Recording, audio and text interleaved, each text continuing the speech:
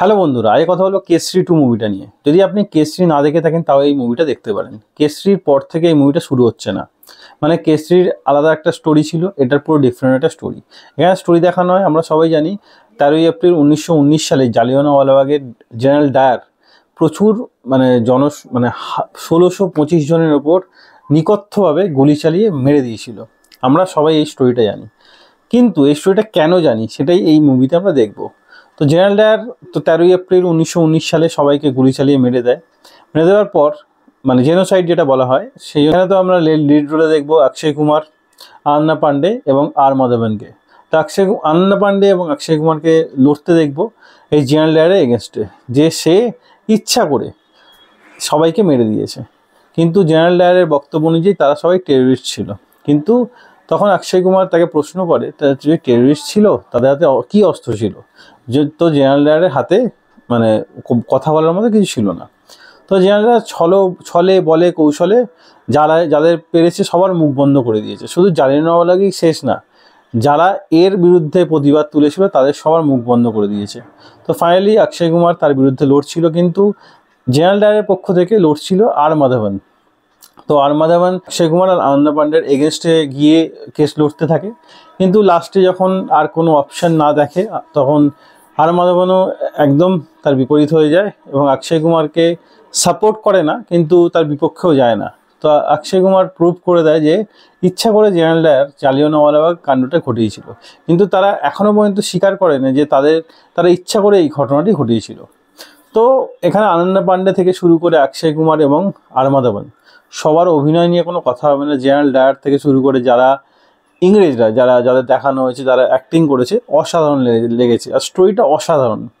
তো শঙ্করায়ণ নায়ারের ভূমিকায় অভিনয় করছে, অ্যাডভোকেট শঙ্করায়ণ নারায়ণের ভূমিকা অভিনয় করছে অক্ষয় কুমার এবং আন্না পান্ডে তার অ্যাসিস্ট্যান্ট, এবং যে অপোজিট রোলে আমরা আর মাধবনকে দেখবো জেনারেল ডায়ারের হয়ে লড়তে।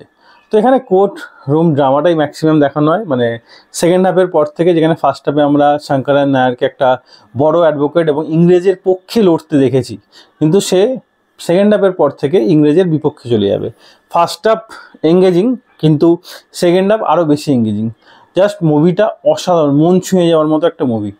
আর অক্ষয় কুমারকে তারিফ না করে পারা যায় না, এত সুন্দর অভিনয় করেছে যে না বললেই না। অসাধারণ অভিনয় করেছে, পুরো মন ছুঁয়ে গেছে একদম, মানে টু দ্য পয়েন্ট। আর কোর্টরুম ড্রামা যে এত সুন্দরভাবে প্রেজেন্ট করেছে, অসাধারণ। আমি এই মুভিকে দিলাম 3.5 আউট অফ 5 স্টার। মুভিটা অবশ্যই দেখা উচিত সবার। এবং জালিয়ানওয়ালাবাগ কতটা প্যাথেটিক ছিল প্রথমেই আমাদের সামনে প্রেজেন্ট করেছে। জেনারেল ডায়ার যে কতটা নৃশংস ছিল সেটা আমাদের সামনে প্রেজেন্ট করেছে। হ্যাঁ, এখানে এটা ট্রু বেস স্টোরি, এবং এখানে একটা জিনিস বলাই যায়, শুধু জেনারেল ডায়ারের সঙ্গে আরও কিছু ইংরেজ ছিল, তাদের সবার মন তার পাথর ছিল না। তাদের কিছুজন ছিল, তারা ভালো ছিল, তারা খুব হেল্প করেছে শঙ্করায়ণ নায়ারকে, যাতে জেনারেল ডায়ারের এগেনস্টে তারা মানে তথ্য জোগাড় করতে পারে এবং জেনারেল ডায়ারকে সাজা দিতে পারে। কারণ জেনারেল ডায়ার যেটা করেছিল সেটা তার মানসিক স্থিতি খারাপ ছিল বলে। ছোটোবেলায় জেনারেল ডায়ার যেখানে পড়তো সেখানে পাঞ্জাবি কিছু বাচ্চারা ছিল, তাকে সে হাঁকলাতো বলে তাকে খুব রাগাতো আর কি, সেই জন্য খুব তাকে ক্রিটিসাইজ করতো। সেই জন্য তার একটা পাঞ্জাবি বাচ্চাদের ওপর একটা আলাদা রাগ ছিল। সেটা কোর্টে প্রুভ হয়ে যাওয়ার পরও তাকে কিন্তু সেই সাজা দেওয়া হয় না জেনারেল ডায়ারকে।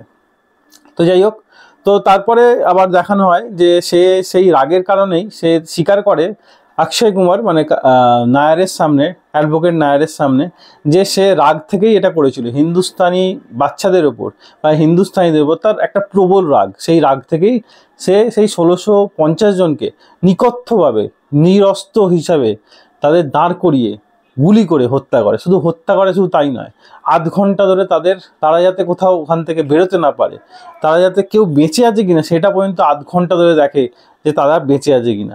পাঞ্জাবিদের ওপর পাঞ্জাবিরা গুলি চালাবে না বলে সে অন্য জায়গায় আফগান সেনাদের নিয়ে আসে যাতে পাঞ্জাবিদের মারার জন্য। কি প্যাথেটিক, আপনি না দেখলে বিশ্বাস করতে পারবেন না মুভিটা। তো মুভিটা মাস্ট ওয়াচ মুভি, আর অসাধারণ লেগেছে স্টোরিটা, একদম মন ছুঁয়ে যাওয়া, হার্ট টাচিং একটা স্টোরি। আর অক্ষয় কুমার তো যত প্রশংসা করবো তত কম। অক্ষয় কুমারকে ম্যাক্সিমাম দেখানো হয়, আর মাধবনের কিছুটা রোল থাকলেও অনন্যা পান্ডে এবং আর মাধবন অক্ষয় কুমার পুরো ছেয়ে গেছে, আমার অসাধারণ লেগেছে। অবশ্যই দেখুন, দারুণ লাগবে। তাই ভিডিও এতটাই, ভিডিও ভালো লাগে একটা লাইক অবশ্যই দেবেন। এরকম আরও ভিডিও পেতে চ্যানেলে সাবস্ক্রাইব করে পাশে থাকা বেল আইকনটি অবশ্যই বাজিয়ে দেবেন। দেখা হচ্ছে পরের ভিডিও। তখন ভালো থাকুন, সুস্থ থাকুন। ভিডিও দেখার জন্য ধন্যবাদ, বাই।